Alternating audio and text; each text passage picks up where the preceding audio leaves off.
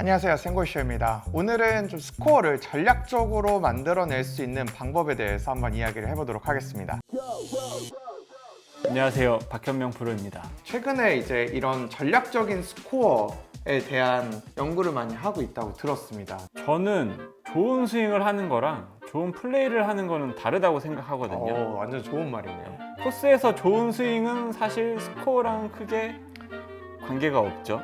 직접적으로 이제 좋은 스윙을 친다고 해서 점수가 잘 나오는 건 아닌 거죠. 맞아요. 예. 그래서 제가 필드에서 여러분들이 스코어를 줄일 수 있는 프로그램을 겨울 동안 준비를 많이 했습니다.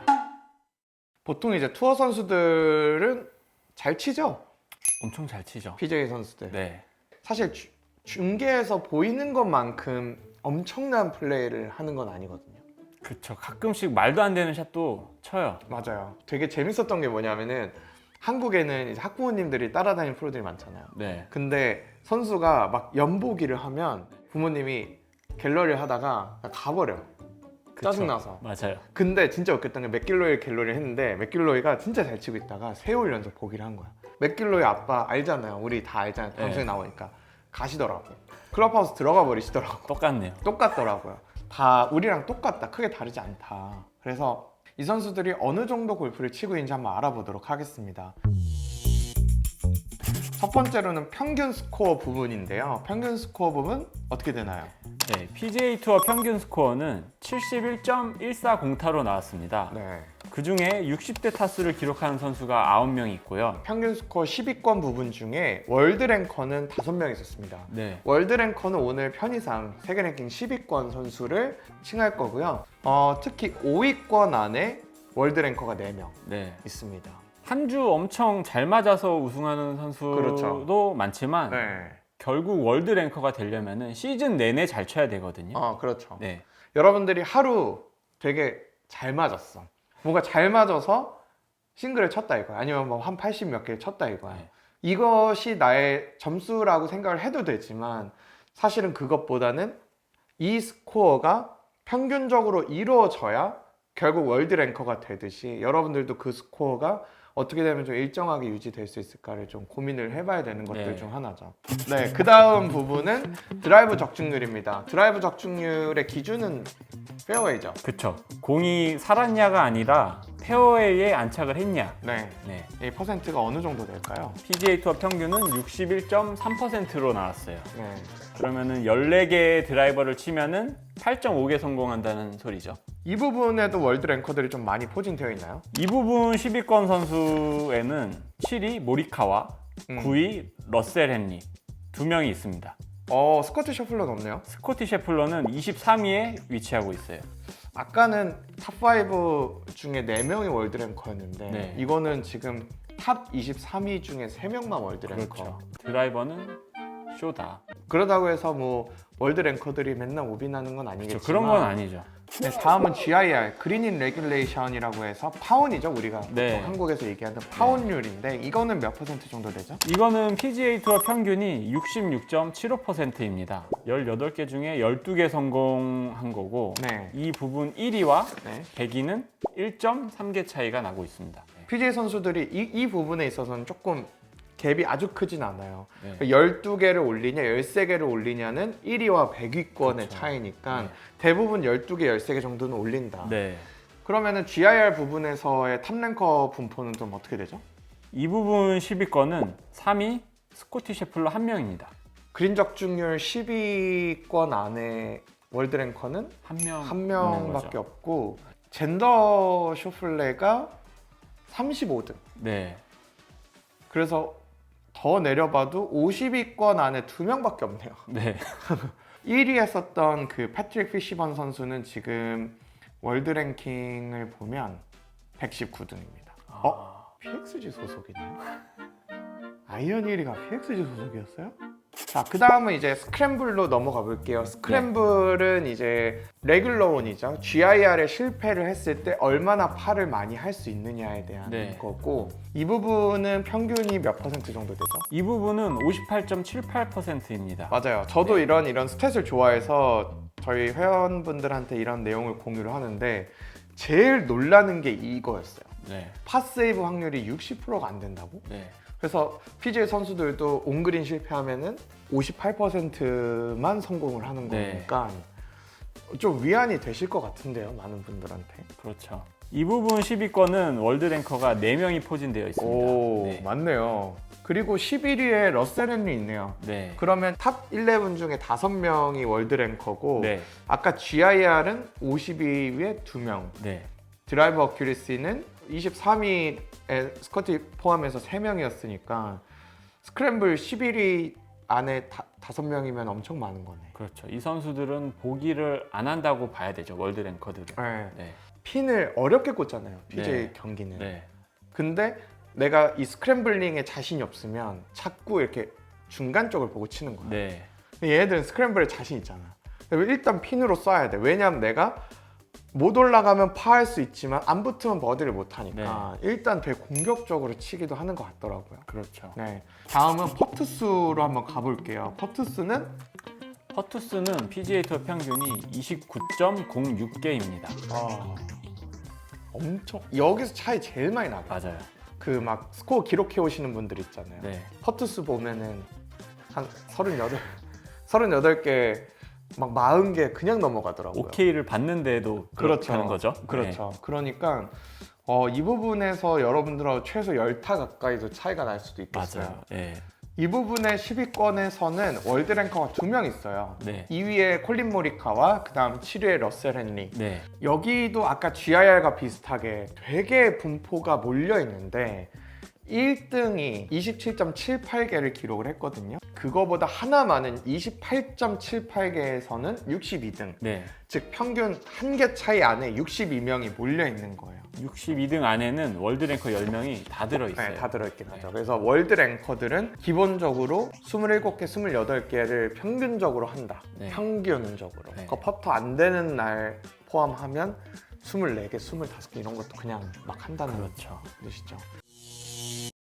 그렇다면은 나는 어떠한 기준으로 골프를 쳐야 되는지에 대해서 좀 많이 물어보고 싶은데 사실 네.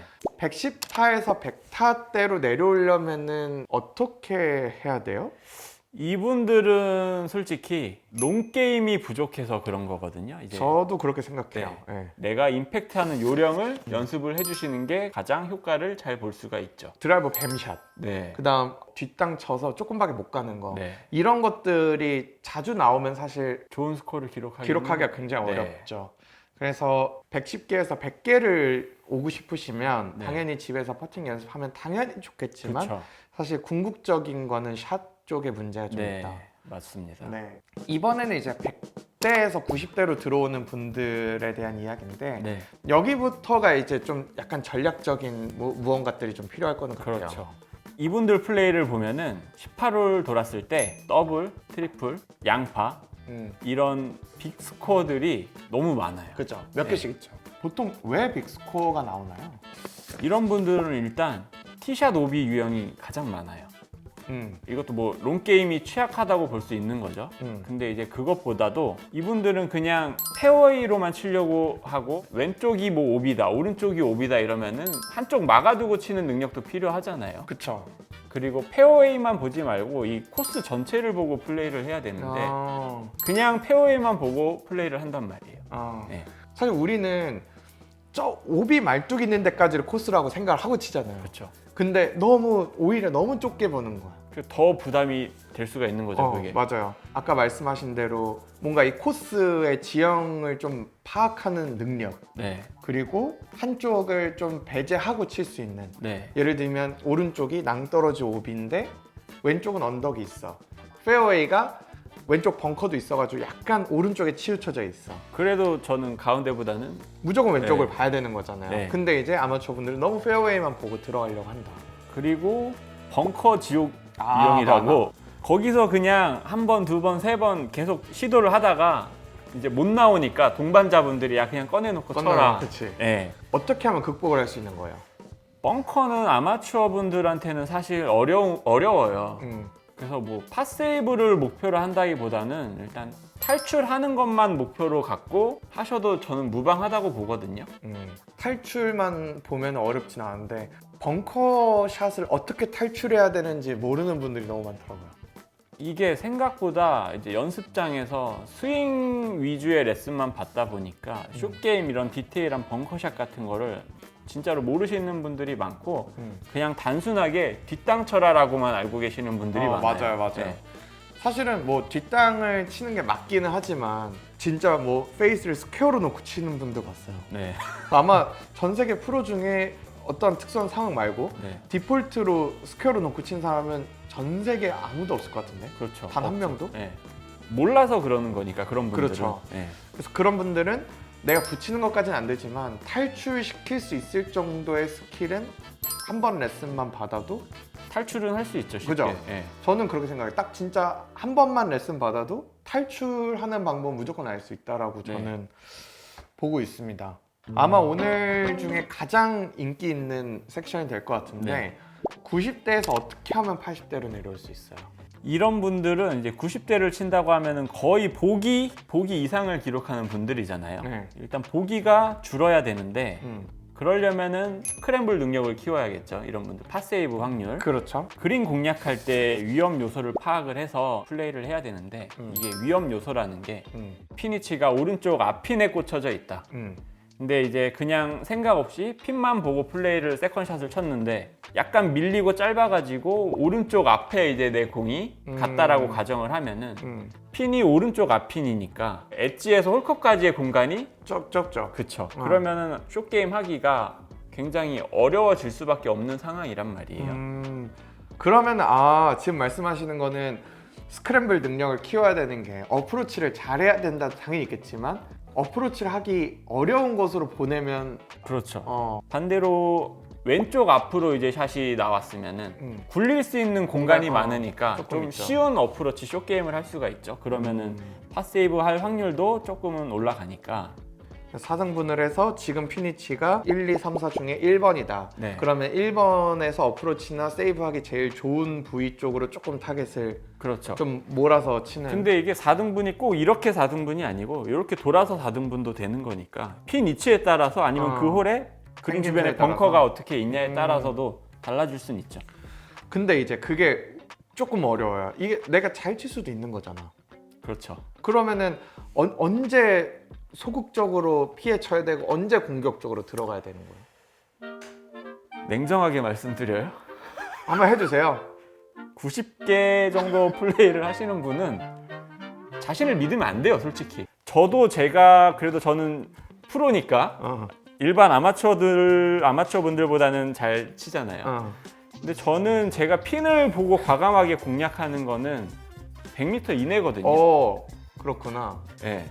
그리고 특히 롱아이언 같은 경우에는 정타를 내가 친다는 보장이 프로인 저도 거의 없지. 네, 그래서 클럽을 좀 한 클럽 더 잡고 가볍게 치는 경우도 있어서 나 자신을 믿지 말고 소극적으로가 아니고 안전하게.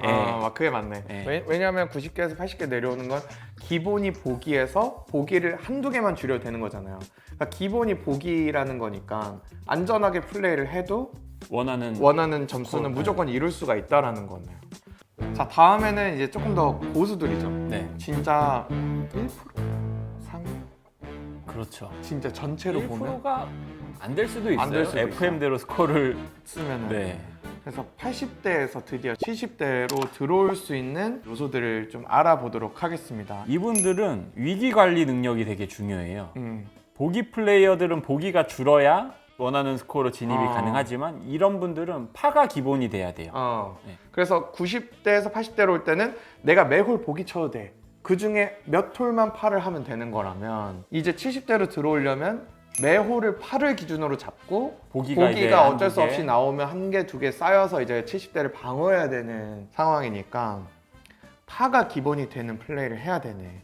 GIR을 보통 몇 퍼센트 정도로 절반은 올린다는 목표로 플레이를 하고 그린에 오늘 못 시킨 9개 중에서는 또 팟세이브를 반은 또 해줘야 그러면 옵이 없다면은 절반이면 9개 그 중에 하면은 4-5개 오버가 되는 거네. 그래야 77타 정도 되는 거니까. 좀 쉽지 않네. 근데 이제 여기서 또 뭐 버디가 한두 개 그날 컨디션에 따라 그러면 나오면 좀 더 좋은 거고 그다음 오비도 날 수도 있긴 하잖아요. 오비 오비 없이 골프를 치는 건 사실 불가능해요. 만약 여러분들이 싱글을 치고 70대를 치고 싶다라고 하면은 오비를 하나도 안 내고 치려고 하면은 조금 현실성이 떨어져. 오비 하나 또는 해저드 2개를 빠져도 그 스코어 나오게 생각을 해야 된다면 말씀하신 것처럼 GIR 아니면 정양보해서 프린지 주변까지 적어도 50%는 들어가야 되고 그럼 그 50% 중에 나머지 50%는 파세이브를 하면은 4개 오버 5개 오버 되잖아요. 여기 오비 하나 끼면은 7개 오버 79타 해저드 2개 끼면은 79타 되는 그렇죠. 거고 굉장히 간당간당하게 쳐지는 거지 그래도. 그리고 이런 분들 보면은 이제 3퍼트를 줄여야 돼요. 이제 슬슬 70대쯤 치면은 알거든요. 내가 핀으로 쏘면 안 된다는 거 이제 슬슬 알잖아. 안정적으로 치죠. 이분들은 안정적으로 전략적으로 이제 핀을 피해서 친단 말이에요. 위험한 데를. 그러면 상대적으로 롱풋이 좀 많이 남는 편이에요.